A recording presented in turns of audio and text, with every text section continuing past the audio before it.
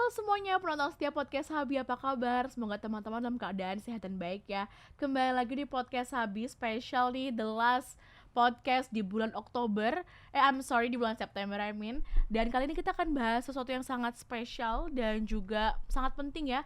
Namun banyak dari kita yang emang masih belum memiliki education yang cukup nih tentang hal ini. Maka dari itu kita akan bahas tentang topik kita hari ini adalah upaya pencegahan bunuh diri di Indonesia. Nah, ini mungkin sounds like bit sensitive, but we will talk about it today secara komprehensif and also fun. Jadi semoga teman-teman mendapatkan banyak ilmu. Kenapa sih podcast Habi kali ini ingin mengambil topik ini?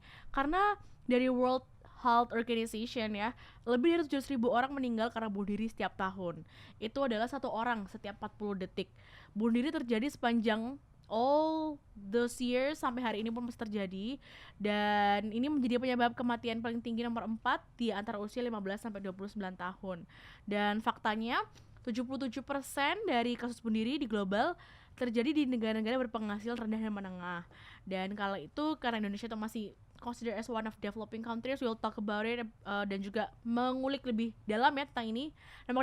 Maka dari itu, hari ini kita sudah mengundang salah satu narasumber yang sudah hadir langsung nih di studio podcast Habi, yang memiliki education knowledge yang cukup nih tentang mental health, and we'll talk about it today. So please welcome Kak Wanca. Halo semuanya teman-teman sahabat bicara, para pendengar podcast kalian. Kenalin, nama gue Irwan. Gue adalah salah satu content creator mental health di Indonesia, dan juga gue aktif di Instagram @wanca WANTJA, dan juga di Twitter @xoxowanca. Oh yes. Dan pertama kali aku tahu Kak Wanca itu pastinya dari Instagram ya. Iya. Dan Kak Wanca tuh bener-bener produce a lot of contents, doodle tentang mental health ya Kak ya. Betul, tentang mental health dan juga pengembangan diri sih Kak, kurang lebih. Pengembangan sama self development. Nah, aku pengen tahu nih sebelum kita dive into the topic, aku pengen tahu kenapa asal mulanya Kak Wanca itu pengen menjadi content creator, dan especially in terms of mental health. Kenapa itu? Oke. Jadi jujur nih guys ya semuanya, sebenarnya aku tuh mulai ngonten itu iseng awalnya Kak. Tapi mungkin kalau misalnya dirinciin lagi kenapa konten kreator, kenapa doodle, dan kenapa mental health gitu ya. Itu sebenarnya long story short itu ada hubungannya sama pengalaman hidup aku sendiri juga sih. Jadi memang kalau dari mental health itu aku mulai interest ke topiknya sendiri sejak akhir dari tahun 2019. Jadi di akhir tahun 2019 itu aku coba untuk ngulik kira-kira apa ya yang bisa aku lakukan selain cuma kerja-kerja doang nih. BTW aku lulus tuh sekitar pertengahan 2018 dan udah kerja setahun, dan merasa kayaknya hidup tuh agak sayang ya kalau cuma dihabisin buat kerja-kerja dapat uang terus habisin uang lagi, kerja lagi. Kayak kurang gitu, kayak pengen ada sesuatu yang bisa aku lakukan nggak cuma buat diri aku tapi buat orang lain juga. Gitu, kayak giving back to others gitu lah. Yes, karena aku juga believe empowering yourself by empowering others. Benar, itu sangat ngaruh sih, dan aku udah mulai membuktikan itu sekarang. Dari situlah aku mulai coba ngulik kira-kira apa ya yang bisa aku field apa nih, atau lingkup apa yang bisa aku terjun ke dalamnya dan aku bisa making impact di situ. Disitulah aku ngelihat dari internet, dan juga dari dulu tuh baru zaman baru mulai IG story gitu lah ya, lagi banyak, dan aku ngeliat ada open recruitment di salah satu komunitas bernama Into the Light Indonesia. Jadi waktu itu aku daftar ke sana, aku join, dan kebetulan diterima. Tapi ternyata komunitas ini tuh nggak sekedar cuma oh iya langsung masuk gitu, kayak misalnya komunitas happy, komunitas misalnya kalau misalnya kamu ikut pecinta alam ya udah langsung nanjak gitu kan. Kalau ini tuh enggak, kita ada trainingnya dulu selama 6 bulan. Dan di sana aku jadi dapat banyak banget pengalaman, dan nggak cuma pengalaman dan pembelajaran, aku juga dapat temen nih, kayak oh ternyata isu-isu tentang mental health itu benar-benar nyata loh. Dan memang banyak juga orang-orang yang ikutan di komunitas ini tuh nggak cuma sebagai istilahnya dia itu pengen nolongin orang dong, tapi dia itu juga ada pengalaman pribadi yang bisa dibagi, entah dia itu penyintas atau survivor dari dirinya pernah melakukan percobaan terkait bunuh diri, atau mungkin teman-temannya ada yang pernah melakukan itu. Dan juga intinya mereka juga pengen nolong dan punya cerita masing-masing. Dari situ sih Kak mulai interest ke mental health-nya. Oh gitu, berarti dari awal karena kakak bergabung dalam Into the Light tadi ya? Iya, salah satunya itu. Dan kalau pengembangan kontennya sih sebenarnya karena aku juga basicnya pengajar, jadi aku sempat kerja di sebuah startup edukasi di Jakarta, Disitulah aku mulai ngulik nih, oh ternyata pengajaran itu bisa dilakukan nggak cuma sebatas SD, SMP, SMA, kuliah gitu loh. But informal education Yes, as well through social media. iya, dan juga kayak life school gitulah, kayak kehidupan, sekolah kehidupan itu juga perlu diajarin. Dan dari situlah aku ngemas si apa yang aku dapetin dari Into the Light itu biar bisa nyampe ke orang-orang awam juga lewat karya-karya aku kayak gitu. Nice, very nice.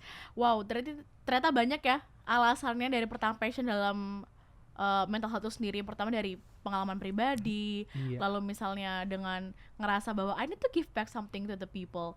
Dan gini sih, tadi kita di luar udah ngobrol-ngobrol nih bahwa Kak Wanca ini backgroundnya bukan psikologi. Iya, benar. Bukan psikologi tapi microbiology. How amazing is Betul. that? Itu betul banget sih. Tapi Iya. kakak sekarang producing konten yang benar-benar konsisten tentang mental health. Aku pengen tahu sih kak, sebenarnya where do you get the education from tentang itu? Apakah kakak belajar sendiri, otodidak, or ilmu-ilmu dari Into the Light itu sendiri? Bagaimana tentang kakak belajar untuk keep up nih untuk produce konten tentang mental health? Oke, jadi memang kalau untuk bikin konten itu mungkin kita zaman sekarang konten creator tuh udah banyak banget ya. Termasuk juga yang konsumsi konten-konten di media sosial. Tapi kalau untuk konten psikologi sendiri yang nyerempet-nyerempet ke kesehatan ya, itu memang butuh semacam validasi ulang terhadap apa yang kita mau post. Jadi memang kalau misalnya kamu ada niat juga nih, kalau misalnya mau bikin konten terkait psikologi atau mungkin kesehatan atau segala sesuatu yang butuh expertise, itu memang kita perlu validasi dulu. Jadi kalau aku sendiri sebenarnya karena aku bukan background dari psikolog gitu ya atau psikiater, memang aku butuh tahapan lebih lanjut nih. Kayak oh, aku harus nyari tahu ini valid atau enggak. Jadi di komunitas memang aku banyak banget belajar bekalnya.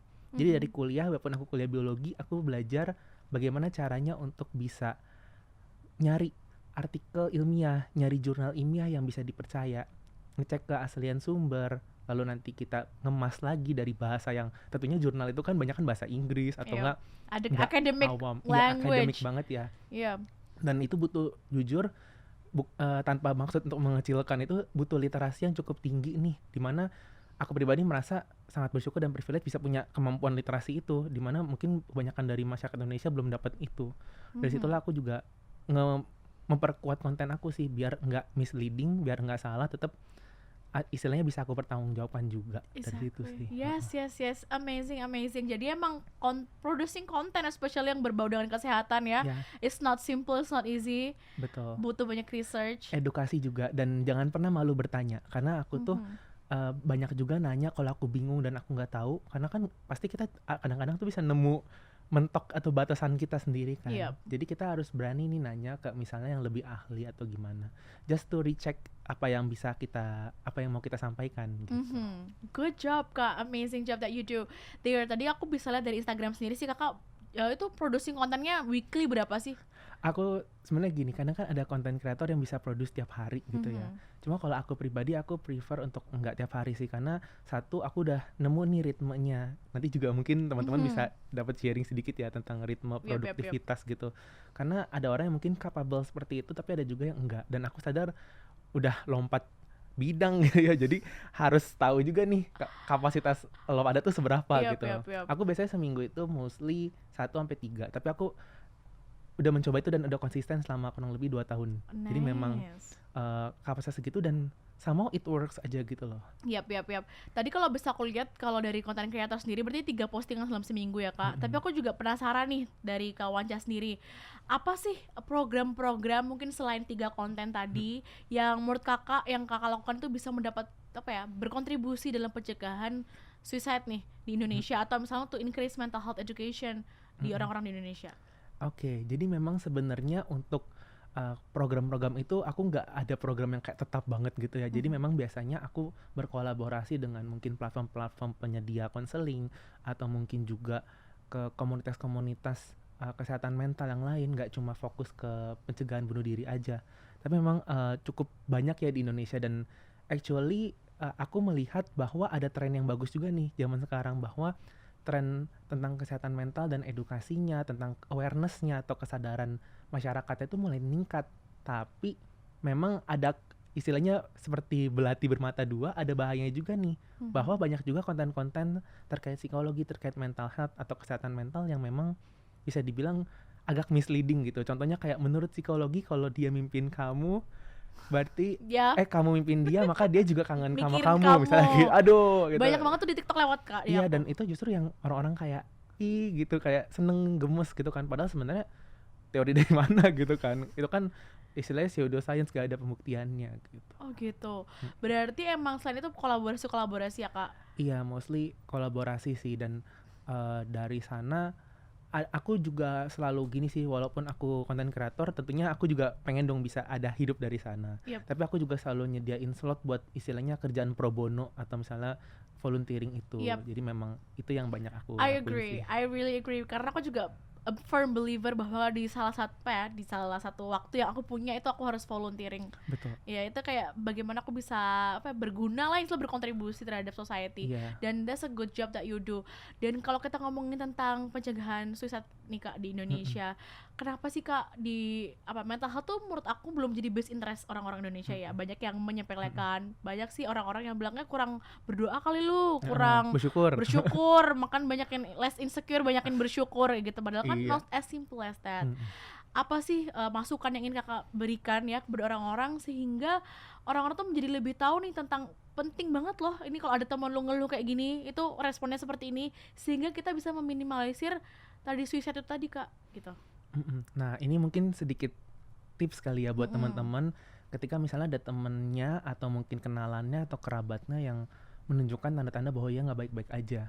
Jadi sebaiknya kita ada 3 angka nih, namanya 3L. 3L? Ya, 3L.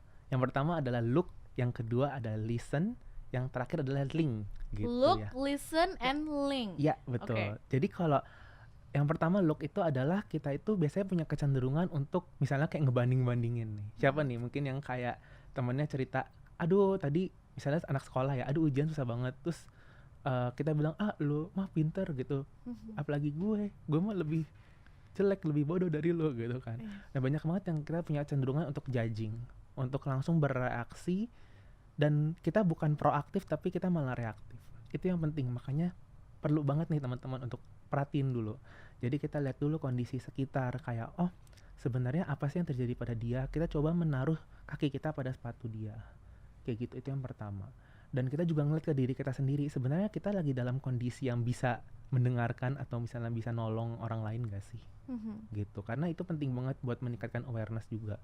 Jangan sampai kamu mau nolongin orang tapi kamunya jadi berat sendiri juga. Iya, jadi jangan sampai kayak gitu. Lalu yang kedua, listen nih teman-teman. Jadi memang ketika saat kita memang udah menyempatkan waktu, udah ngelihat nih kondisi, bisa nih kayaknya, cobalah kita biarkan teman kita itu bercerita. Karena memang jujur orang itu kadang suka susah ya buat cerita, dan mungkin gak selalu bisa untuk cerita. Jadi setelah kita udah amatin, dia bisa buat cerita, akhirnya kita biarkan dia bercerita. Jangan kita sering jeda, jangan kita suka kasih penghakiman dulu, biarkan aja dia cerita. Lalu kita pastiin lagi, ada lagi gak yang mau diceritain. Atau mungkin kita bisa menanggapinya dengan membahasakan ulang nih teman-teman. Jadi misalnya teman-teman ada yang cerita nih, aduh gue udah capek banget sama hidup gitu ya. Terus kita tanyain kira-kira ada masalah apa, terus ternyata dia baru putus misalnya kayak gitu. Nah kita coba bahasakan ulang nih, kalau udah selesai cerita, mungkin ceritanya panjang, mungkin juga kita nggak bisa dengerin semuanya, nggak apa-apa, it's okay. Yang penting kita ada dan dia nggak sendirian. Tapi kita bahasakan ulang seperti, jadi kamu putus sama dia gara-gara misalnya dia ketahuan selingkuh misalnya kayak gitu. Lalu kan teman kita akan jawab iya misalnya gitu. Lalu biasanya bakal lanjut lagi nih ceritanya sampai dia benar-benar lega kayak gitu. Itu yang bagian listen. Jadi tadi udah look, udah listen, terakhir adalah link. Dimana link itu sesimpel adalah kita itu mengecek nih, apakah orang ini butuh bantuan yang nggak bisa kita provide, yang nggak bisa kita sediakan, lalu kita kasih ke orang lain. Kita mendekatkan dia ke hal-hal yang dia butuhkan. Misalnya dia butuh kebutuhan dasar dulu deh. Misalnya dia nangis, kita kasih tisu, kayak gitu. Itu sesimpel kayak gitu.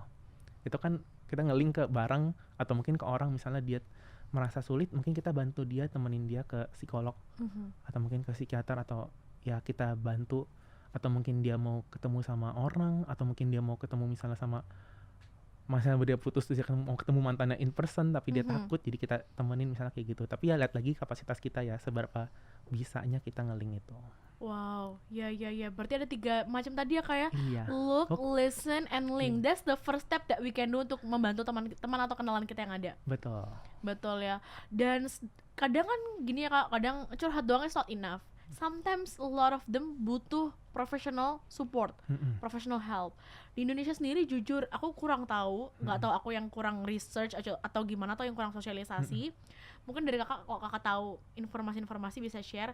Aku ya tahu tuh kalau misalnya tentang sexual violence, kita bisa beli di namanya di webnya tuh beli pot bunga gitu. Oh iya. Beli pot bunga tuh nanti keluarnya they will help us tentang sexual violence tadi. Tapi kalau di mental health tuh gimana sih? Kita harus hubungin siapa? Kayak ketika kita nggak ada siapa-siapa nih, kayak rantau, baru kerja di tempat baru yang we don't have any friends, dan ngerasa kayak ini gue di bubble ini, gue nggak bisa keluar. Siapa yang harus aku telepon? Siapa yang harus aku hubungin? Kayak gitu. Oke. Jadi memang kalau konteksnya mental health dan juga terkait suicide gitu ya, itu memang jujur di Indonesia itu kita sebutnya hotline ya, kayak darurat kayak 911 gitulah di Amerika gitu. Itu memang masih sangat minim. Jadi dulu pernah ada nih Indonesia tuh punya 112. Tapi jujur aku nggak tahu apakah 112 itu bisa untuk krisis kesehatan jiwa. Setahu aku belum bisa. Jadi memang karena sebenarnya di Kemenkes sendiri, setahu aku juga itu mereka tuh udah punya sebuah istilahnya bidang gitu, divisi untuk kesehatan jiwa dan pencegahan suicide. Tapi memang ya itu kecil lawan banyak banget, lawan satu negara gitu kan, pasti agak beban dan berat juga ya. Maksudnya kita nggak bisa, itu set aside dulu lah. Tapi kalau untuk swasta udah ada yang namanya LISA itu salah satu, tapi ini swasta untuk menyediakan hotline terkait pencegahan bunuh diri. LISA. Iya, LISA itu singkatannya dari Love Inside Suicide Awareness gitu. Oke. Itu setahu aku base-nya di Bali sih, tapi dia tuh juga nyediain kayak semua, tapi dia tuh nggak 24 jam gitu. Tapi aku belum follow up lagi sih secara pribadi ya ke LISA itu. Soalnya memang swasta lebih susah lagi sih daripada negeri ya. Yep. FYI gitu. Tapi kalau untuk terkait konseling ke psikolog atau psikiater, sebenarnya sekarang itu udah banyak banget platform. Bahkan sebenarnya kalau misalnya kita bisa meluangkan waktu dan meluangkan tenaga dikit, kita bisa approach kebutuhan itu secara gratis. Jadi memang di puskesmas itu sudah menyediakan fasilitas untuk konseling ke psikolog atau ke psikiater. Tapi namanya juga gretong gitu ya guys. Ekspektasinya harus turunin dikit, sama effortnya harus banyakin nih. 1 ngantri, 2 ngambil nomor, kan ngerti lah ya kalau bayar sama gratis beda gitu. Tapi menurut aku itu wajar aja sih sebenarnya, apalagi namanya juga itu kan ada offernya gitu kan. Tapi setidaknya untuk base yang paling bare minimum aja nih, yang paling dasar udah ada sebenarnya. Betul banget Kak, aku juga sering lihat ya di Twitter bahwa emang kita udah bisa akses ke psikolog, psikiater pakai BPJS. Bisa, benar, pakai BPJS bisa. gitu. Jadi emang sebenarnya kalau emang teman-teman ngerasa kayak psikolog kamu bakalan nggak affordable, sebenarnya juga nggak gitu. At least seeking professional support ya Kak ya. Iya, kalau butuh mungkin juga banyak sih sebenarnya untuk seeking atau counseling online gitu ya, by chat atau mungkin by video call, by voice call atau by ketemu langsung juga ada. Tapi range-nya memang lumayan beragam ya. Bisa ada yang mulai dari puluhan ribu hingga ratusan ribu juga ada, yang ratusan hampir mau jutaan juga ada satu sesi. Betul nih Kak. Tadi kalau aku misal ambil kesimpulan dari kakak pertanyaan yang terakhir aku tadi jawab, yang kakak jawab maksudnya, itu aku bisa lihat bahwa di Indonesia sendiri hotline itu masih belum efektif ya, efektif dan belum mumpuni lah, karena ya tadi karena kita banyak banget masyarakatnya dan hotline cuma 1. Kira-kira apa sih masukan dari Kak Wanca sendiri sehingga apa ya teman-teman di Indonesia ini bisa lebih terpeluk lah Kak kalau misalnya ada masalah dan lebih gampang untuk menghubungi, to seek for help gitu. Kira-kira masukannya Kakak apa ya, bagusnya seperti apa gitu? Iya, jadi memang sebenarnya salah satu permasalahan terkait kesehatan mental, terkait mungkin gejala-gejala atau gangguan kesehatan mental, atau bahkan mungkin juga terkait tendensi atau risiko bunuh diri, itu juga memang penting banget nih buat bisa kita tuh speak up atau kita memupuk keberanian kita untuk bisa ngomong gitu, bahwa oh ya aku memang sebenarnya nggak baik-baik aja dan aku harus cari pertolongan. Banyak orang yang mungkin gengsi atau udah langsung bikin pikiran sendiri nih kayak pasti nggak bakal ada yang mau bantuin gue gitu, nggak akan ada orang yang gue ngomong juga orang-orang nggak ada yang peduli. Tapi sebenarnya itu adalah mindset yang kita bikin di kepala kita sendiri, dan itu sebenarnya dalam tanda kutip wajar kalau kita punya pikiran kayak gitu, karena mungkin pengalaman dulu kita pernah dikacangin atau mungkin sejenisnya. Tapi please note that kalau kita itu lagi dalam kondisi kayak gitu, nggak ada yang bantuin kok. Pasti ada aja orang-orang yang mungkin memang punya waktu dan memang berniat meluangkan waktu dan tenaganya untuk dengerin kita. Yep. Gitu. Jadi memang first of all jangan ragu untuk seek for help. Yep. Karena nggak semua orang bisa ngadepin semuanya sendiri gitu. Kayak Exactly. energi kita terbatas, terus kayak kapasitas kita juga terbatas gitu kan. And it's okay untuk meminta bantuan untuk merasa nggak baik-baik aja, karena memang itu sih. Jangan gengsi, tadi ya bener ya Kak, bahwa aku juga sering lihat tuh bahwa kayak orang-orang tuh nggak mau seeking for help, nggak mau ke psikolog psikiater, takutnya dikira punya kayak sakit mental, sakit Iya. jiwa, padahal itu adalah stereotip yang buruk yang Betul. kita harus hapuskan gitu loh. Iya, memang stigma di Indonesia tuh masih sangat kental ya, terutama terkait dengan kesehatan jiwa. Malah sekarang banyak banget yang kayak, ya apaan sih Gen Z sama ini kayak milenial tuh dikit-dikit mental health, dikit-dikit ya. Aduh nggak mau ntar mental healthku terganggu gitu kan. Terguncang kayak gitu-gitu, Iya. padahal it's not an easy thing, it's a big thing for a lot of us. Bener, kayak menurut aku semua narasi terkait kesehatan mental itu harus dianggap serius dulu sih. Dan kita telaah dulu ke dalamnya, kayak penyebabnya apa, lalu opsi solusi yang bisa dikasih itu apa aja. Karena kalau misalnya kita nggak kayak gitu nih, guys, pasti itu bakal jadi, ya kalau misalnya ternyata dia cuma mau meromantisasi atau cuma istilahnya memakai narasi mental talk itu, ya itu biarkanlah jadi urusan dia aja gitu loh. Tapi ketika misalnya ada orang yang beneran, itu kita tetap bisa menangani dengan tepat gitu. Karena emang dengan sebenarnya gini ya Kak, tadi bener kayak double sword jatuhnya, dengan banyaknya orang yang paham tentang mental health, banyak juga yang jadi self-diagnose. Iya, nah gitu. itu juga nggak boleh teman-teman. Nah, gimana tuh? Jadi kalau terkait self-diagnose itu sebenarnya yang paling bahayanya adalah ketika kamu mengambil langkah secara mandiri tanpa adanya bekal yang cukup. Bekal yang cukup itu apa? Maksudnya kita butuh dulu nih assessment yang istilahnya assessment yang tertata, yang jelas gitu ya. Jadi memang kalau kita ke psikolog atau psikiater itu, mereka itu akan mendiagnosis kita dari apa dulu nih. Ada step by step yang dilakukan dan itu mereka punya kode etiknya sendiri. Dan kita nggak boleh nih sampai melangkahi itu. Tapi memang kita butuh awareness juga sih kalau misalnya udah merasa kok hari-hari aku udah agak beda ya. Kok biasanya gue ngelakuin ini gue happy, sekarang enggak. Nah itu mungkin, dan itu terjadinya beberapa waktu, misalnya kayak seminggu 2 minggu, nah itu mungkin kamu boleh ngecek kayak gitu. Berarti emang tadi ya self diagnosis nggak boleh sama sekali, it's so dangerous. Self awareness itu penting, tapi jangan sampai kita ngambil langkah gegabah yang belum tentu menyelesaikan masalah juga. Betul. Yang kita anggap ini sebagai obat, tapi sebenarnya itu pelarian doang. Nah itu sih yang penting. Wah, bener banget nih Kak. Dan ternyata sekompleks itu, dan yang paling penting adalah bagaimana kita bisa membuat mental health ini menjadi hal yang serius dan hal yang prioritas nih buat orang-orang. Benar. Jadi jangan dipandang sebelah mata. Karena emang banyak banget yang mesti dipandang sebelah mata, yang lebay lah, yang nggak pernah ibadah lah, soal apa. Padahal tapi gini Kak, reality yang kita hadapi adalah ya pasti terdekat kita curhat sama keluarga, ya keluarga, orang tua. Nah, dan orang tua kita ini mungkin memang generasi yang berbeda zaman dulu ya, dan pasti jawabannya not a lot of them understand clearly tentang the importance of mental health, dan jatuhnya malah tadi itu gitu, lu gak sholat subuh kali lu gara-gara nggak sholat gitu kan. Nah apa sih Kak pesan Kakak nih untuk seluruh masyarakat Indonesia agar mereka tuh nggak menyepelekan kesehatan mental?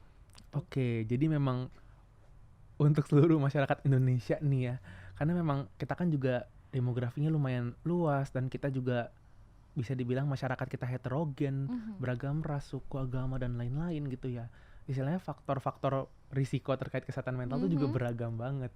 Nah mungkin kalau misalnya bisa saran ya, bisa coba diterapinnya tadi 3L itu. Ketika misalnya kita mau merespon, itu nggak cuma untuk misalnya kondisi darurat aja loh, as in human aja tuh kita bagaimana memanusiakan manusia, itu juga bisa kayak gitu. Dan pada akhirnya ya semua orang akan merasa lebih dihargai, lebih istilahnya lebih sehat gitu. Kita akan penting banget nih untuk bisa membiasakan diri untuk nggak cepet-cepet judgmental terhadap kondisi orang lain. Biasa kita punya hobi ngebanding-bandingin, hobi jadi banding-bandingin ya. Makanya Jangan buru-buru dibanding-bandingin, karena setiap orang itu punya ceritanya masing-masing. exactly. Gitu. Dan untuk narasi kesehatan mental sendiri sebenarnya jangan lupa untuk bisa sadar juga akan kondisimu. Jadi karena kalau misalnya kamu nggak bisa nyadarin itu dulu, maka kamu juga akan susah untuk speak up, maka akan susah orang lain ngelihat gitu ya. Even bahkan psikolog atau psikiater pun juga bukan cenayang gitu ya. Jadi kayak memang kamu harus ngomong dan kamu harus punya keberanian itu, dan itu bisa dibangun dan bisa dilatih kok, nggak kayak semua orang itu sebenarnya built in dengan kapasitas itu gitu. Exactly. Jadi yang paling penting adalah kita terapkan tadi 3L. The first thing that we can do. Abis itu jangan malu untuk seeking for help. Betul. Dan be true to your feelings. Dan don't hide anything. Gitu ya Kak. Iya. Dan one last thing nih Kak. Kita kan ngomongin tentang pencegahan bunuh diri di Indonesia ya. Apa sih pesan-pesan Kakak terhadap kayak teman-teman mungkin yang ngerasa kayak menemukan dead end nih in their life, kayak oh my God, I cannot go nowhere, kayak udah ngerasa kayak nggak ada yang worth it lagi diperjuangkan di dunia ini or something like that. Apa sih pesan-pesan Kakak untuk buat teman-teman yang sedang merasa lagi in lowest point of their life? Oke, buat teman-teman yang merasa kayak aduh udahlah gue pengen hilang aja, atau mungkin rasanya udah nggak ada harapan lagi, ketahuilah bahwa sebenarnya apa yang kamu mau akhiri itu bukan hidup kamu, tapi adalah penderitaan yang kamu alami. Jadi bukan the whole life. Mungkin sekarang kelihatannya kayak the whole life is messy gitu ya, semuanya hancur, semuanya berantakan. Tapi sebenarnya yang kamu ingin selesaikan itu ya penderitaannya aja. Dan ketika kamu membangun keberanian untuk mengakhiri, tanda kutip mengakhiri hidup, kamu juga punya kemampuan untuk bangkit dari situ. Exactly. Ya, jadi memang perlu diingat nih kalau misalnya semua masalah itu juga akan ada jawabannya dan akan selesai pada saatnya gitu. Kayak dulu ada pepatah kayak this too shall pass. Yeah, gitu. This too shall pass. Dan itu benar, kayak at the lowest point of life kadang kita mikirnya kayak ini nggak ada habisnya nih, tapi sebenarnya pada akhirnya akan lewat doang kok. Dan nanti ketika kamu udah regain lagi nih, kayak udah mulai sedikit banyak kehidupan mulai tertata lagi, lebih rapi lagi, kamu akan jadinya kayak pas ngeliat itu kamu akan oh dulu pernah kayak gitu ya. Bahkan kamu sendiri kayak oh iya ya kayak gitu. Jadi kayak kadang-kadang penting juga sih buat ingat bahwa you are not alone, semuanya itu akan berlalu karena nggak ada yang pasti di dunia ini. Dan yang terakhir ya tadi lupa ngomong. Ini aja sih Kak, banyakin olahraga sih menurut aku tadi. Oh ya bisa. Bilangin, bisa dibilangin tadi kan kita di awal bilang bahwa we can build our mental Sorry. health. We can build our mental health by doing exercise as well. Oke, coba. Tadi yang mana? Udah yang last thing, yang terakhir. And the last thing, mungkin kita juga perlu sadar dengan apa yang kita miliki sekarang ya, yaitu fisik kita. Karena kalau mental health itu kan nggak kelihatan ya, maksudnya kita itu bisa sifatnya lebih abstrak. Tapi kita mungkin bisa ngeliat tubuh kita, ngeliat tangan kita, ngeliat kaki kita, ngeliat muka kita gitu. Dan please take care juga akan kesehatan fisik kamu. Contohnya misalnya kalau aku juga suka nih kayak misalnya lari pagi atau jalan pagi. Mungkin 30 menit tuh cukup kali ya, 15-30 menit seminggu berapa kali. Karena dalam tubuh yang sehat terhadap jiwa yang kuat juga yes, gitu. Yes, exactly. Mensana and corpore sano. Betul. Memang penting banget buat nge-build up juga sih. Dan ya kurang lebih seperti itu. Artinya kayak almost tear up ya ketika Kakak bilang yang pesan yang terakhir tadi bahwa you're not alone. Dan emang kadang ngerasa ini kayak udah my whole life is crumbling down. Padahal ternyata kalau kita hanging in there, mencari solusi ke depannya gimana, itu di beberapa saat ke depannya kita ngerasa bahwa ternyata hal yang terseburuk itu tuh ada hikmahnya juga loh ternyata. Kayak gitu, literally everything happens for a reason. So for everyone out there who's watching this video, hanging in there, everything is gonna be okay so soon. Betul. And you know what, if it's getting too much, call your friends, call your family, call professional help. And if you know someone yang memang lagi kayak gitu, jangan lupa 3L tadi. Ya, 3L itu kayak kalau istilahnya tuh psychological first aid. Psychological first aid. Yeah, and be understanding. Yes, be understanding. Stop dulu, tahan dulu niat julidnya, niat nyerocosnya, niat ngebandinginnya, karena bisa jadi itu nggak seperti yang kamu kira. Exactly. Thank you so much Kak Wanca. Sama-sama. Aku banyak banget belajar tentang mental health dan juga 3L tadi. I think that's very important. Dan semoga dengan adanya podcast ini, seluruh masyarakat Indonesia yang sedang menonton bisa melakukan tips-tips, saran-saran dan juga put mental health as their best interest. Ini adalah bukan hal yang sepele, but it's very important. Tadi karena kalau kita nggak happy, bad vibe-nya ke semuanya juga ya kayak. Betul. Jadi kayak it's something really that you need to take care of So yeah, thank you so much once again. Sama-sama Kak. Thank you semua sahabat bicara yang udah nonton juga dan juga Yes. udah dengerin. Sukses terus Kak Wanca, dan jangan lupa untuk terus follow ya. Untuk Kak Wanca kan konten kreator semuanya ada di IG dan Twitternya Kak Wanca ya. Tuh di Iya. IG apa Kak? Di IG @wanca WANTJA Mhm. atau di Twitter @xoxowanca wanca ya. Betul. Nah, teman-teman bisa banyak banget belajar dari konten-konten doodle mental health educationnya baik Kak Wanca ya. Iya. Nggak cuma itu juga, tapi sahabat Ganjar juga selalu melakukan banyak konten yang sangat edukatif, informatif, dan juga fun nih teman-teman. Ketika teman-teman nonton podcast tentang mental health ini, kedepannya kita juga punya banyak topik-topik seru yang nggak kalah edukatif juga nih tentunya dari hari Wah, ini. asik nih. Jadi tentunya harus selalu stay tune dan follow terus our social media. Kita ada di seluruh social media platform. Di YouTube tentunya jangan lupa like, comment, share, subscribe di Sahabat Ganjar. Ada di Instagram Sahabat Ganjar 2024, di Twitter Sahabat Ganjar, di TikTok Sahabat Ganjar, dan juga di Facebook Ganjar Fans. Dan kita juga we're available in marketplace juga Kak. Wow. Kalau teman-teman suka nih Pak Ganjar atau you appreciate podcast kita, dukung kita terus by buying our merch. Merch kita ada mug, ada tumbler, topi, everything is available di Tokopedia dan di Shopee dengan kata kunci yaitu Sahabat Ganjar. Gitu deh. Thank you so much Kak Wanca. I hope to see you Sama-sama. again, collaborate again in the future. Siap, baik, bisa. Kalau gitu sukses terus, dan saya Asya, Saya Wanca. dan sampai bertemu di podcast Sabi selanjutnya. Bye bye. Dadah.